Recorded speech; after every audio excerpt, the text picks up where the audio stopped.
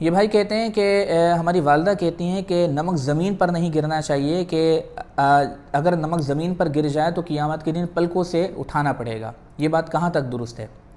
دیکھیں، ایسی کوئی بات قرآن و حدیث میں نہیں ہے۔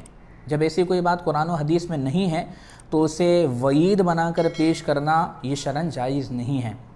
تو خلاصہ یہ ہوا کہ کوئی بھی ایسی بات، کوئی بھی ایسا نظریہ کہ جو قرآن و حدیث سے ثابت نہ ہو، لوگوں میں اسے بیان کرنا اور اسے دین کے ساتھ جوڑ کر پیش کرنا یہ شرعاً جائز نہیں ہوتا۔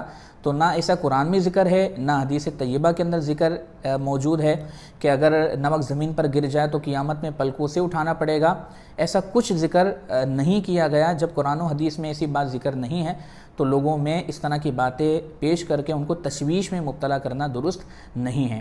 ایک الگ بات ہے کہ نمک کھانے کی چیز ہے، اور جو کھانے پینے سے تعلق رکھنے والی چیز ہیں ان کا ادب و احترام کرنا چاہیے کہ یہ کہ رزق ہے، اللہ تبارک و تعالیٰ کی نعمت ہے، اور اللہ تبارک و تعالیٰ کی نعمت کی قدر کرنا چاہیے۔